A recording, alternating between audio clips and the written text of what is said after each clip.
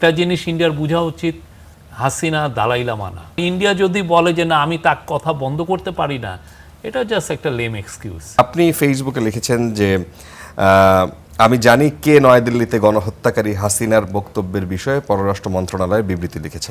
এটা ছিল চমৎকার, শক্তিশালী ও জোরালো বিবৃতি। কে লিখেছে এই বিবৃতি? না, সেটা তো আর আমি যদি বলতে তাহলে তো ফেসবুকেই বলতাম। বাট আমার মনে হচ্ছে এটা একটা ব্রিলিয়ান্ট একটা স্টেটমেন্ট, বাংলাদেশে এটা দরকার ছিল। একটা পলিটিক্যাল পার্টির ওয়েটটা এটাকে, মানে এটা তো একটা পলিটিক্যাল গভর্নমেন্ট। বাংলাদেশের সবচাইতে ফেয়ারেস্ট ইলেকশনে 3/4 ইভেন 2/3 না 3/4 মেজরিটি নিয়ে একটা পার্টি এসছে ক্ষমতায়। সে তার টোটাল ওয়েটটা এই ডিপ্লোম্যাটিক এই স্টেটমেন্টে সে দিয়েছে এবং সে বলেছে যে না তুমি তার সাথে যেই তাকে যে তুমি প্ল্যাটফর্ম দিচ্ছ, কথা বলার যে স্পেস দিচ্ছ, সেটা it's an affront to our sovereignty. এবং এটা আমি বলবো যে সব দিক দিয়ে ওয়েল ক্রাফটেড। হাসিনাকে তার জায়গাটা চিনিয়ে দেওয়া হয়েছে, সে যে একটা ম্যাস মার্ডারার সেটা বলা হয়েছে।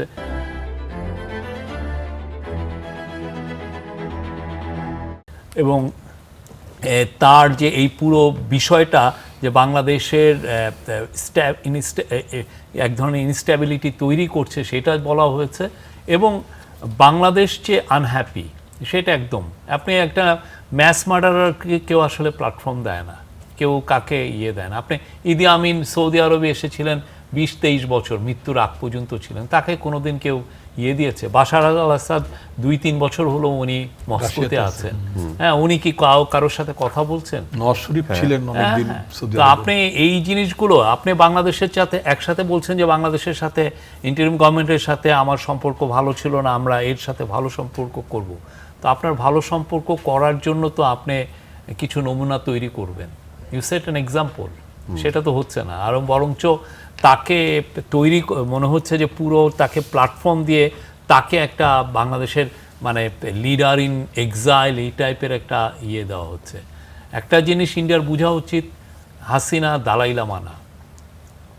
দালাই লামা একজন একটা টিবেটান বুদ্ধিজমের উনি লিডার, হ্যাঁ, ধর্মশালায় হয়ে আছেন। তারপরে দেখবেন যে দালাই লামা খুব রেয়ার চাইনিজ অ্যাফেয়ার্স নিয়ে একটা শব্দ কথা বলেন, আর ইনি দেখেন প্রতিদিন যে কথা বলা হচ্ছে।